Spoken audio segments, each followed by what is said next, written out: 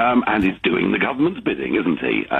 Just as if you renew your tax disc on your car online with the DVLA, you get a little advert pop up to tell you that you must vote to remain in the European Union. So the whole apparatus of government at every level is being mobilised to tell us what we should think. I have to say, I think that if they took a neutral position, that might be fairer. However, yes, all these forecasts of doom and gloom, and what will the short-term consequences be? Gareth, when we vote to leave, okay, what we do under the European treaties is we invoke something called Article 50 of the treaties.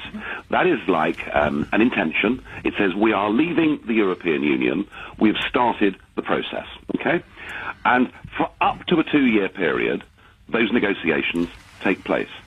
There is no short-term consequence in terms of trade or business at all, because during that negotiation, we will have exactly the same deal that we have today. However, at the end of that, we will be in a better and stronger position. Even the worst-case scenario.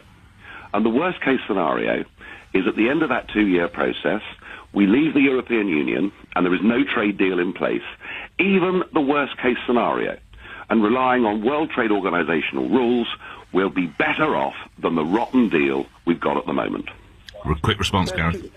That's completely incorrect. Nigel, you are a trader. You must understand the markets and business don't respect uncertainty. And the uncertainty around Brexit is enormous. There is no precedent for this previously. So basically, the answer to your question is you don't know. So the people... Because I was a trader... Let's hear from Mr. Farage. And because I worked in business, Gareth, I'm used to doing business and trade all over the world. You'll notice those that advocate that without the EU we'd be in financial problems have nearly all gone straight from Oxbridge to research offices. There is no uncertainty about the way China trades with the European Union, about the way America trades with the European Union. Indeed, they have no trade deals at all. They rely on international rules under WTO, but there's something bigger than that. Business is not created by governments.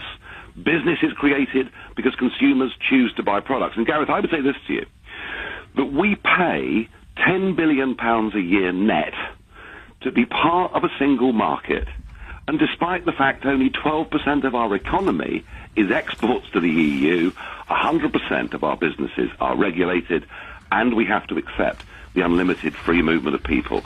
The worst case scenario, okay, under WTO rules, British products going to Europe would face tariffs of £7 billion. That is less than our net contribution. Whichever way you cut this, we'll be better off outside the EU in terms of trade. Mr. Farage, when Mark Carney says a vote for Brexit could cost jobs, raise prices, see the pound fall sharply and even lead to recession, you can't categorically say he's wrong, can you? You can't categorically say he's wrong or he's right. I don't know what the pound's going to do. You know, sterling has been in a bear market, a falling market, since July 2014, since way before there was any prospect of us having a referendum. And frankly, if the pound does fall a bit, well, do you know what? That's very good for exports. I just think that Mr. Carney, as I say, is on the public pay and is doing effectively what he's told. And lastly, Jacob Rees-Mogg told me earlier this morning he should be fired. Not resign, he should be fired. Do you agree? Well, I find it always difficult to disagree with Jacob. Look, I'm going to take that as a yes, Mr. Farage. People who hold public office ought to be neutral, but I'm afraid that this Prime Minister is not attempting neutrality, and probably, I suspect he'd be fired if he didn't take the government side.